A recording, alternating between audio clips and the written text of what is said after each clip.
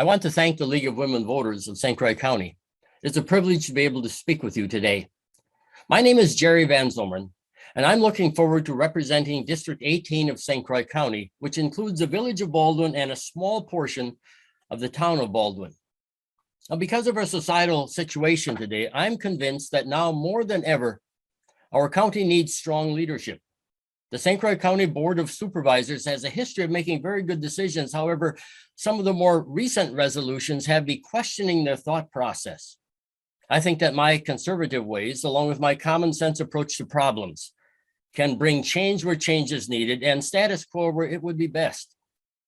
Now, one of the underlying reasons for my running has to do with preserving the freedoms that are set aside for us in the Constitution of the United States.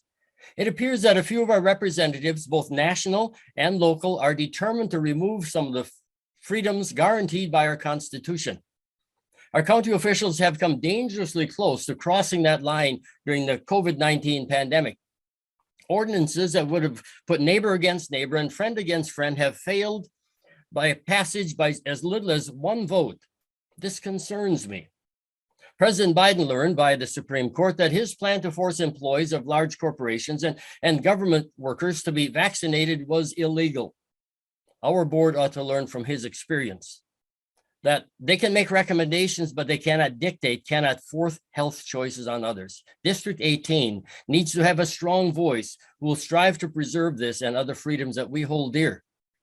There are several issues that face the president and future board. There's a budget, the public safety, there's zoning, there's the addition to the government center, the continual task of keeping St. Croix purely rural, to name a few. There are many more.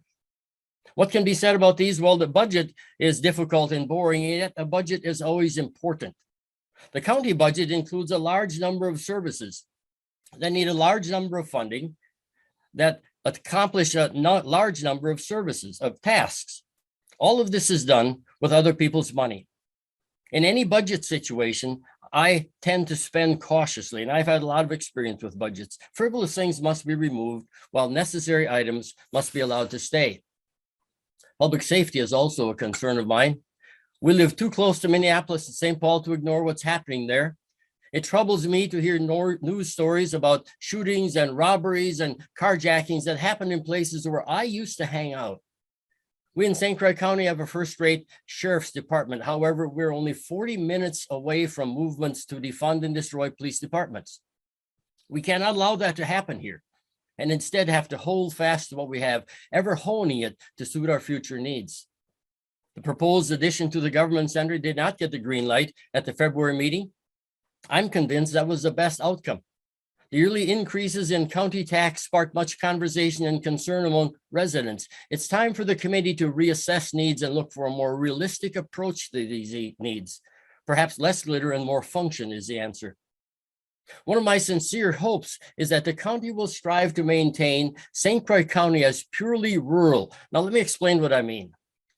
I speak with a number of people who love the fact that they're able to drive out of the concreteness of the big city where they work into the green and lush countryside of our county. They remark how the animals grazing in the fields offer a welcome calming effect at the end of their hectic day. This, along with the scenic riverway, are things we need to protect. We need to guard them from what is happening on the west side of the river, where we find apartment house after apartment house, warehouse after warehouse being built on space that at one time was green, but will never be green again. The effects of development must be carefully considered before it is allowed. The board holds the keys to zoning. Now, I'm a lifetime resident of the village of Baldwin. And because I'm sort of a fixture here, I know the issues of my district perhaps better than most others.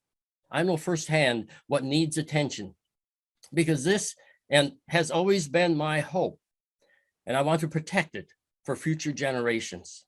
But I can't do this alone. You and we have to work together to achieve these and other goals.